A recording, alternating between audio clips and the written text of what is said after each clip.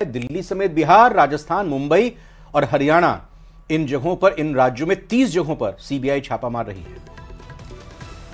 Hydro electric project के मामले में छापेमारी की गई है और सीबीआई की ये छापेमारी राजस्थान, मुंबई, यूपी, हरियाणा में चल रही है। तो हाइड्रो पावर प्रोजेक्ट मामले में सीबीआई ये छापेमारी कर रहा है। सत्यपाल मलिक, दिल्ली और राजस्थान समेत 30 जगहों पर छापेमारी हो रही है। देखिए, इससे पहले भी सत्यपाल मलिक की मुश्किलें बढ़ी थी जब उन्होंने केंद्र में बैठी सरकार के खिलाफ बयान दिए थे और फिर एक बार सत्यपाल मलिक की यहां पर मुश्किलें बढ़ती हुई नजर आ रही है, क्योंकि अब सीबीआई का जो छापा है वो उनके घर पर पड़ा है और ये अपने आप में बड़ी मुश्किलों को बढ़ाना है। और दिल्ली और राजस्थान समेत 30 जगह ऐसे हैं जहां पर ये छापेमारी की जाएगी, जिसमें राजस्थान भी है, मुंबई भी है, हरियाणा भी है। ये प्रमुख जगह हैं और इनके साथ ही 30 और जगह है जहां पर छापेमारी होगी।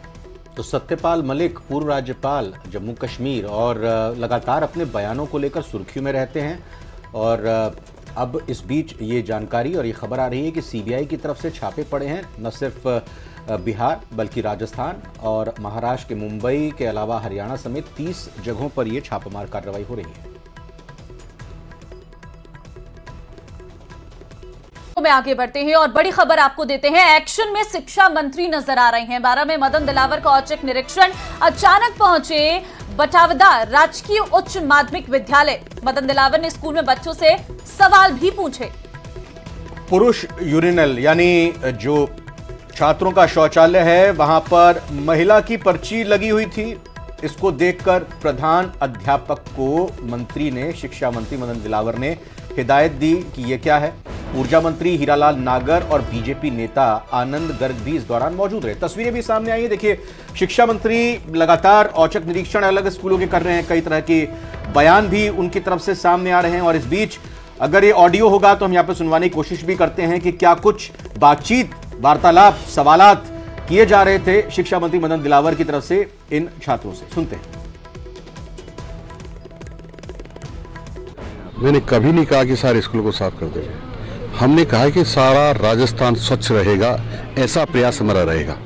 राजस्थान में सारे विभाग आते हैं, सारे डिपार्टमेंट आते हैं, उसमें शिक्षा विभाग भी एक है, तो गांव की, शहर, गली और सब आते हैं इसमें।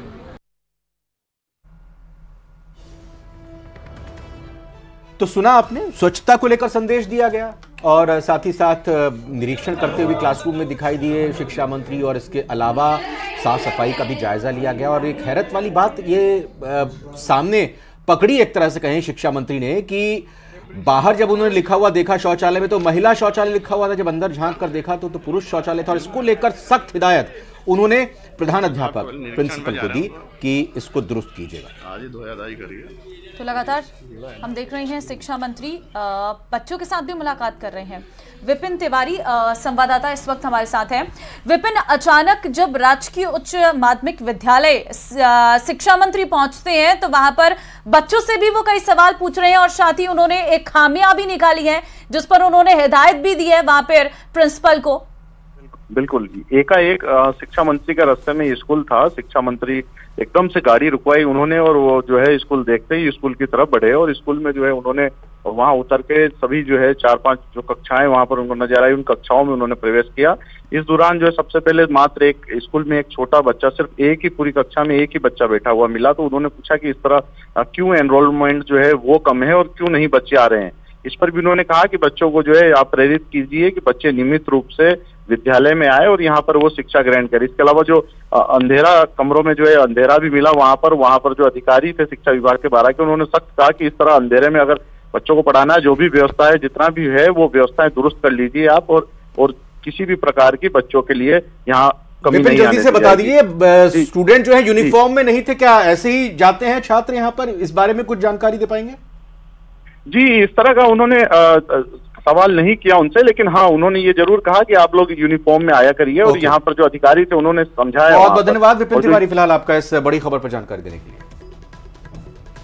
इधर लोकसभा चुनाव से ठीक पहले राजस्थान के जिलों में पानी को लेकर प्रदेश सरकार के मुख्यमंत्री, मंत्री और संगठन के पदाधिकारी घर घर दस्तक देंगे।